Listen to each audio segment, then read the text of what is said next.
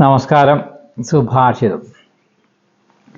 ശൈലേ ശൈലേന മാണിക്യം മൗക്തികം ന ഗജേ ഗജേ സാധവോ നഹി സർവത്ര ചന്ദനം ന വനേ വനേ. മാണിക്യം പർവ്വതങ്ങളിൽ നിന്നാണ് കിട്ടുന്നതെങ്കിലും എല്ലാ പർവ്വതങ്ങളിലും മാണിക്യം ഉണ്ടാകാറില്ല.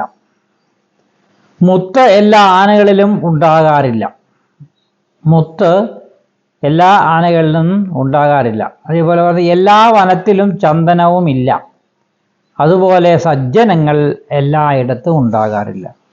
അപ്പോൾ ഇവിടെ സജ്ജനങ്ങളെ ആസ്പദമാക്കിയാണ് മറ്റുള്ള ഉദാഹരണങ്ങൾ കൂടി എടുത്തിരിക്കുന്നത്. മാണിക്യം പർവ്വതത്തിൽ നിന്നാണ് കിട്ടുന്നത് എന്ന് പറയുന്നു. എല്ലാ പർവ്വതത്തിലും മാണിക്യം ഉണ്ടെന്ന് ചോദിച്ചു കഴിഞ്ഞാൽ ഇല്ല. അത് പ്രത്യേക ചില പർവ്വതങ്ങളിലാണ് മാണിക്യം ലഭിക്കുന്നത്. അതുപോലെ മുത്ത് ആനകളിൽ നിന്നും ലഭിക്കുന്നു എന്ന് പറയുന്നു. അപ്പോൾ അതെന്ത് മുത്താണ് എന്ന് ചോദിച്ചു കഴിഞ്ഞാൽ അത്രമാത്രം ഒരു പ്രത്യേകതയുള്ള ഒരു സംഭവത്തെക്കുറിച്ചാണ് അവിടെ സൂചിപ്പിക്കുന്നത്. മുത്ത് എല്ലാ ആനകളിലും ഇല്ല.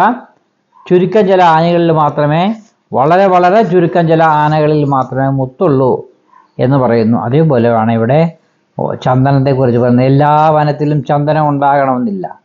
അതിന് പ്രത്യേകമായ സ്ഥലത്തായിരിക്കും ചന്ദനത്തിൻ്റെ തൈകളും ചന്ദനത്തിൻ്റെ മരങ്ങളും ഒക്കെ ഉണ്ടാകുന്നത്. എന്നതുപോലെയാണ് മനുഷ്യരിലെ നല്ല ആളുകൾ, സജ്ജനങ്ങൾ എല്ലായിടത്തും ഇല്ല. ശരിയാണ്. ഇപ്പോൾ നമ്മൾ അധിവസിക്കുന്ന പ്രദേശമാണെങ്കിലും അന്യദേശമാണെങ്കിലും സജ്ജനങ്ങളായ ആളുകൾ വളരെ കുറവാണ്, തുലവും തുച്ഛമാണ്, കുറവാണെന്നാണ് ഇവിടെ സുഭാഷിതം സൂചിപ്പിക്കുന്നത്. നമസ്തേ.